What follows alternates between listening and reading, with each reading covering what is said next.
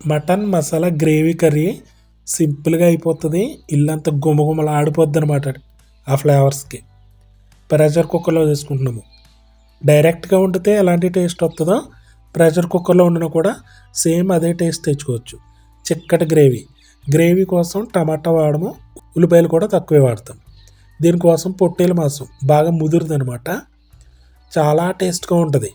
Bones ఎక్కువ తీసుకుంటాను ఎందుకంటే టేస్ట్ బోన్స్లోనే ఉంటుంది. మటన్ బాగా క్లీన్ చేసుకున్న తర్వాత మ్యారినేషన్ చేసుకోవాలి. దానికోసం కారం, పసుపు, మటన్ అయితే అయినట్టు ఉప్పు, ధనియాల పొడి, ఫ్రై చేసి పొడి చేసుకున్న జీలకర్ర, అలాగే చిలుక్కున్న పెరుగు కమ్మగా ఉండాలి. ఇవన్నీ వేసి మటన్ ముక్కలకి బాగా మర్దన చేయాలి, కనీసం ఒక 10 నిమిషాలైనా. అలా చేసి ఒక 2 గంటల పాటైనా ఫ్రిడ్జ్లో పెట్టుకోవాలి.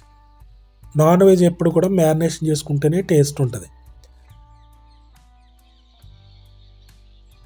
ఈ గ్రేవీ చిక్కదనం కోసం మసాలా ఇది. అలాగే ఫ్లేవర్స్కి యాలకులు, లవంగాలు, దాల్చిన చెక్క, సోంపు, జీలకర్ర, గసగసాలు, ఎండు కొబ్బరి ఇది కొంచెం ఎక్కువ వేసుకోవాలి. అలాగే పచ్చిమిర్చి ఇవన్నీ కొద్దిగా వాటర్ వేసుకుని మెత్తగా గ్రైండ్ చేసుకోవాలి.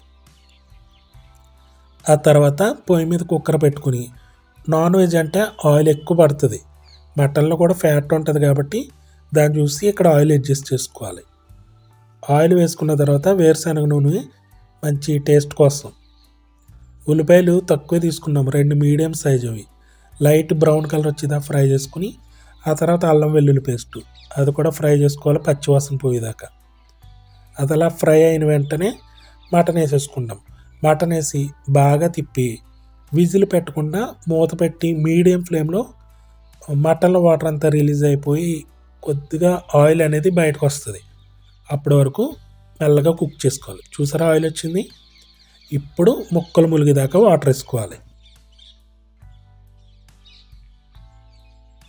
ఇది కూడా ఒకసారి కలిపెట్టేసి మూత పెట్టి విజిల్ పెట్టుకుని హై ఫ్లేమ్లో 2 విజిల్స్, మీడియం ఫ్లేమ్లో 7 నుంచి 8.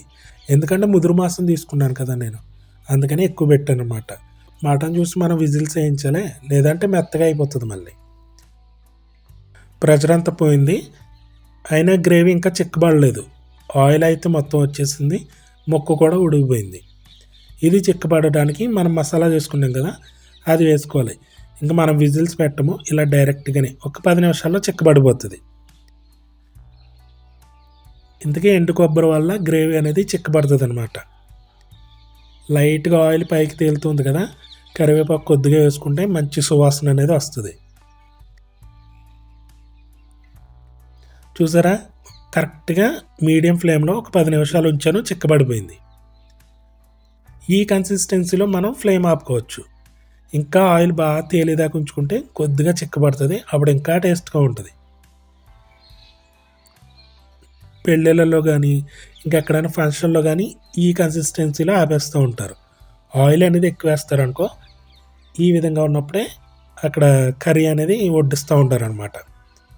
మనం ఇంట్లో చేసుకుంటున్నాం కదా, ఇంకా టేస్ట్గా కావాలంటే ఆయిల్ బాగా తేలిదాకా ఉంచేసుకోవాలి. చూసారా ఎంత చిక్కబడిపోయిందని. టమాటా వాడలేదు మనం, ఇలా ఆయిల్ మొత్తం రిలీజ్ అయింది కదా, ఫ్లేమ్ ఆపేసుకోవాలి. ఇది బిర్యానీతో టేస్ట్ చేశాను, అసలు సూపర్గా ఉందన్నమాట. టేస్ట్ అన్నంలోకి బాగుంటుంది, చపాతీలోకి సూపర్గా ఉంటుంది. చూడండి ఆయిల్ ఎలా వచ్చిందో. ఎందుకంటే నాన్ వెజ్లో కరెక్ట్గా ఆయిల్ ఉన్నప్పుడే దాని టేస్ట్. దానికి తగినట్టు మసాలా కూడా వేసుకోవాలి. అద్భుతంగా ఉందన్నమాట. ఇల్లంతా గుమగుమలాడిపోతుంది, చాలా బాగుంది. మీరు కూడా తప్పకుండా ట్రై చేయండి, ఎలా వచ్చిందో కామెంట్ చేసి చెప్పండి. ఇంకా బోల్డ్ అని వీడియోస్ కోసం ఛానల్ విజిట్ చేయండి. సబ్స్క్రైబ్ చేసుకోవడం మర్చిపోద్దు, లైక్ చేయండి, షేర్ కూడా చేయండి.